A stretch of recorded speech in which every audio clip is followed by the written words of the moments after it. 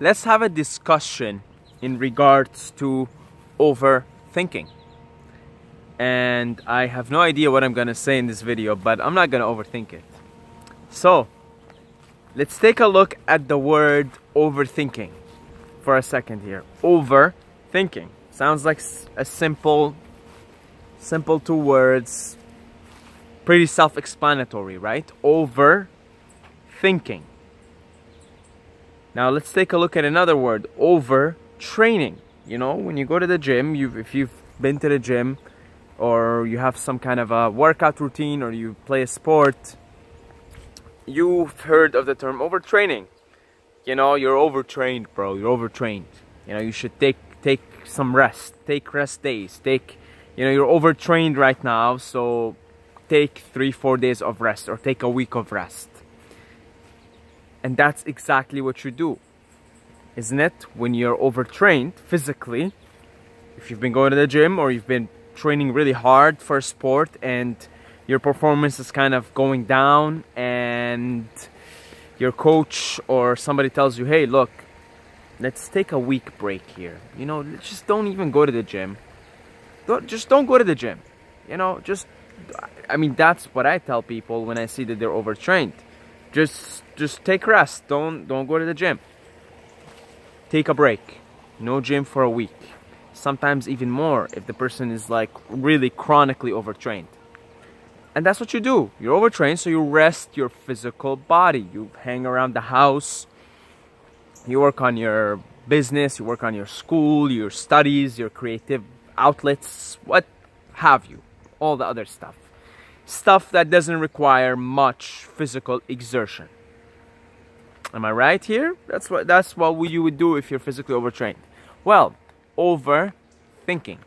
Overthinking implies that you are using the mind muscle more than you should. You're using the brain, or I don't want to say the brain, the mind. Let's say the mind, because your brain does everything, right? Even when you work out, your brain is getting a workout. Let's say your mind muscle, the thinking muscle, right? Which is non-physical. It's being used too much. There are two ways we can perceive reality. We can perceive reality with our senses, and that's when you're present, when you're here. Senses. I can hear the birds, I can see the camera, I can see the trees, I can feel the earth, I can feel the ground. One of my hands can feel my other hand, I can feel my body. That's one way of perceiving reality. The other way to perceive reality is in your mind. So the minute let's say I'm walking around in the forest, and I think to myself, oh, I have to go and buy groceries today, right? For that moment that I'm thinking, like I have to buy my groceries today, I am no longer experiencing reality with my senses. I am experiencing reality through my mind. And if I close my eyes here and I picture anything, if I picture my room, then now momentarily I'm in my room.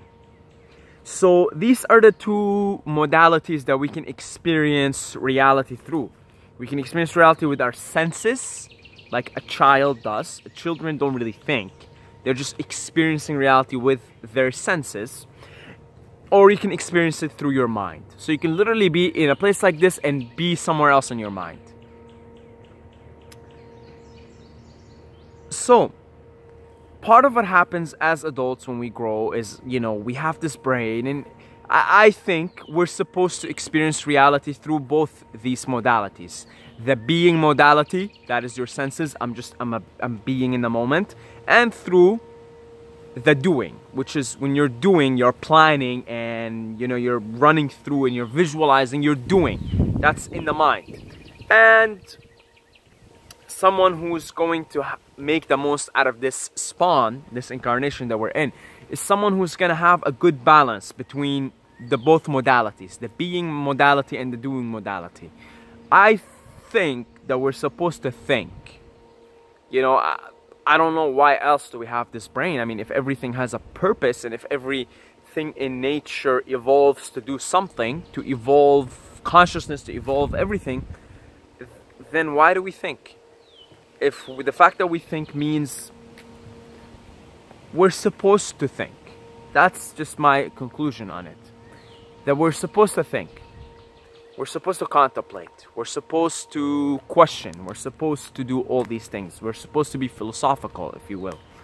Otherwise, why are we thinking? Then nature would not have evolved us to think. I also think, so yeah, it's all thinking. I also think that thinking is not all that significant. It's not such a great significant part of being a human being. I think it's just maybe 20% of what it is to be a human being is the thinking. But now it's basically taken over our lives. As a society, as a species now, we are stuck in our heads. We're stuck in our minds, in our thoughts. We have, you know, everybody's living a bazillion different realities and versions of themselves in their head. And we're absolutely obsessed with what happened to us in the past, and we're absolutely obsessed with what the future holds, the uncertainty. And many of us are almost never present in the moment. Really, it's pretty sad. It's pretty sad. So what do you do when you're overtrained physically? You go do something else, right? You go do something else. All right, I'm not gonna exert my body anymore. I'm gonna go use my brain. I'm gonna sit down, write my book, do whatever. When you're overthinking, and I love it whenever somebody tells me I'm an overthinker, because it's like, you're not the only one. 90% of the population is an overthinker, because the society we've created is a society of the mind. Doesn't honor the body, doesn't honor the experience, the subjective experience, doesn't honor the moment. If you're overthinking, time to give your mind a break. How do you give your mind a break? Exert yourself physically. Go for a walk. Go for a walk. And if you can go to nature, even better, because here it's more quiet, it's more calm. There's more purity of the Tao. So you move, you go do something else that doesn't require mind activity, you know. You give it a rest. If you're a chronic overthinker like most of society, you know, you're supposed to just fucking do nothing. Like, do nothing. Think about nothing. Just do nothing. I mean, it's hard not to think about anything, right? You know, you're always thinking. But I'm saying just do nothing. You know, like, that's what they call going on a vacation, isn't it? That's why people like to go on vacations, because they want a fucking break. So they go on a beach for a week and they don't think, right? They're just there. They're just there. They're just there enjoying the beach, surfing, swimming. They're not thinking. They're not thinking, right? You know, they're usually, when you go on vacation, if you're doing all-inclusive, then you have your food too. So you're not even thinking about where am I going to get my food. You're just there. And you can do this right now. You can do this right now. You can just, okay, you know what? I'm not going to use my brain anymore. You can just be like, all right, I'm a dumbass. Just tell yourself, I'm going to be a dumbass for a week. I'm just, you know what? I'm going to be a brainless dumbass, okay? I'm not going to do anything. I'm not going to use my brain. I'm just going to really play like I'm an idiot, you know? And I just don't want to use my brain. I don't want to use my mind. I don't want to think. I don't want to plot. I don't want to accomplish anything. I'm just going to do nothing, you know? I'm going to be very basic and very simple about my life. You give it a rest. And when you find that once you give it a rest, then when you come back to use your mind again, be like, okay, come back to planning and plotting and all of that, you'll do it from a much more balanced way. So, you give it a rest, you go do something else, you go walk. Go in for a week, just start walking everywhere. Start going to different places, right? Change your thoughts. You know, because if you come here for a walk in nature, your thoughts are going to be different. You know, you're going to be like, holy shit, this is a tree. Man, this is great. You know, and you can start to contemplate and have different thoughts than your usual thoughts that are not so chaotic, like the thoughts that you have living in a city. And am I gonna get a job? Am I gonna get a job? Oh my god, oh my god, oh my god, right? Does he like me? Does she like me? You know, all that. Have an active lifestyle, okay? Have a physical lifestyle. We are supposed to be physical. We're supposed to be physical, guys. Look at the body we have. We walk on 2 feet. The fact that we walk on 2 feet is an indication that we are built to move. We're built to move. We're built to walk. We're built to run. Have an active lifestyle. Guarantee you that alone, that change alone of just having an active lifestyle overall, okay? Go walk, get your groceries. Don't get in the car. You know, I took my neighbor's car the other day and I felt weird. You know, I went to get my groceries and I took the car and I'm driving, just get some bananas. I felt weird, man. I'm like, why can't I just, it's like 20-minute walk. Why can't I just, you know, when I came back, I'm like, you know what? I don't want to take the car, do my groceries anymore. I'd rather go walk there. I'd rather go walk there because, you know, it felt really weird. I'm used to walking everywhere, right? I don't have a car, so I'm used to walking everywhere, doing everything and being very active. And I prefer to make my videos while walking. And I'll tell you, like, just that simple change of taking on an active lifestyle will do absolute wonders to your overthinking problem, right? If you're an overthinker, chances are you might be someone who goes to the gym like every day for 2 hours, but you're probably not active. If you're someone who goes to the gym or goes, you know, plays a sport or runs every day for like 2 hours, but still think you're an overthinker, you probably have not a very active lifestyle. I'm telling you, if you have a physically active lifestyle, and that doesn't just include sports, that includes physical activity. You're moving around a lot. You're doing things. You're on your feet. You're moving. You're in movement.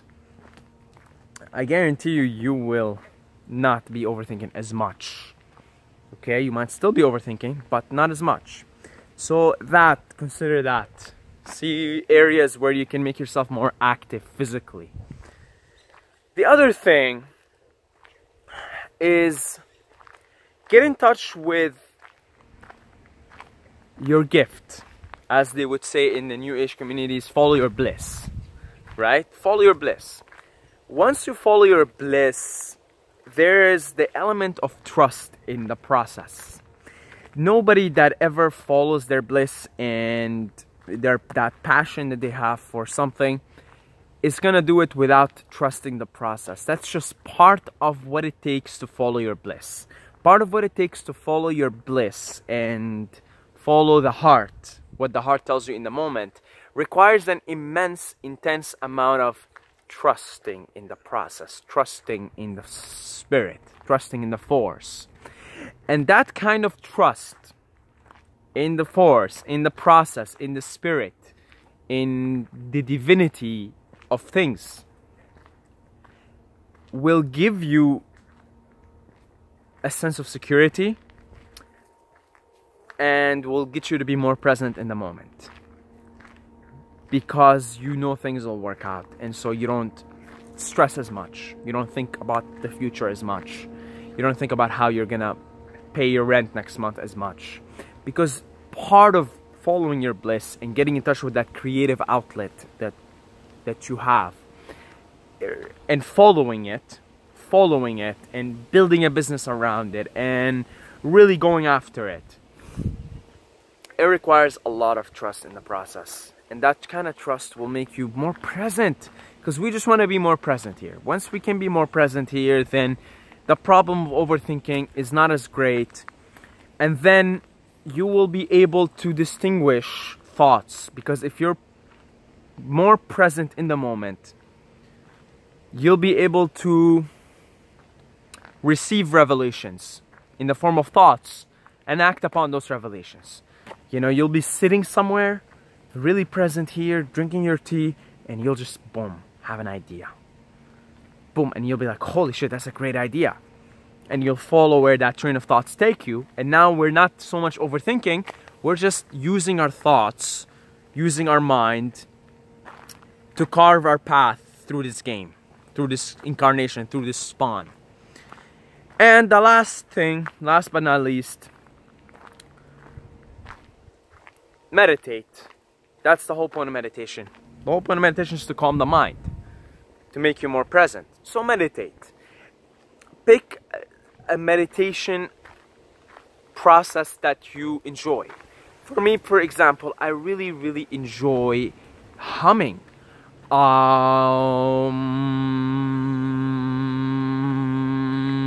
I can do this for an hour at a time. I can sit down and hum for an hour.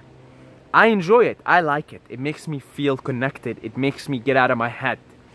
I feel more oneness. I don't know. There's something magnificent about the humming. And for me, that really helps me. I hum for 20 minutes before I go to bed so that I don't overthink. I'm not thinking about shit when I'm going to sleep, right? Because that's when your mind loves to fucking go haywire, right? Is when you go to sleep. More than anything, when you go to sleep.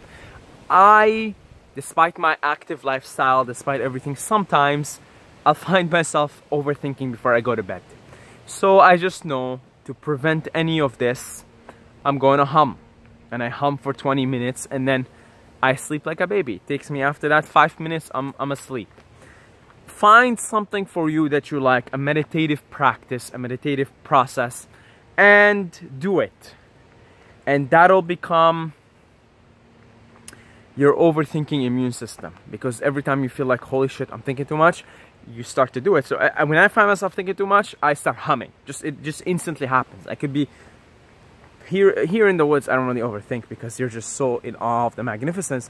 But sometimes if I find myself overthinking in the gym, like if I'm like sitting there in the gym and I'm like, I'm somewhere else when I'm supposed to be here, I just hum for like a minute. I go back, I hum, and then boom, I'm back in the moment. I'm back in the present. I'm back to do the exercise. So it'll become sort of your overthinking immune system, is some kind of a meditative practice. If that's your breathing, then great, because you can breathe anywhere without looking weird. I mean, if you're humming, people might look at you and think you're weird, unless you don't give a fuck, which I don't give a fuck. But you can just breathe if that's your preferred method. You take a few breaths and you're back in the present moment. So yeah, that's about it. That's where I'm gonna finish off the video. Again, just use the analogy, the comparison of overtraining and overthinking. When you're overtrained, think of what the things you do when you're physically overtrained, and then the things you would do when you're overthinking. Just start going do other stuff that you don't require your mind to. You don't require your mind to be there as much, right? Good luck, everyone, because this is just such a big problem, and it's not getting any better. It's not getting any better. So good luck. And that's it, guys. God bless you all, and I love every single one of you. But don't forget to subscribe or you're gonna sleep with the fishes. So subscribe.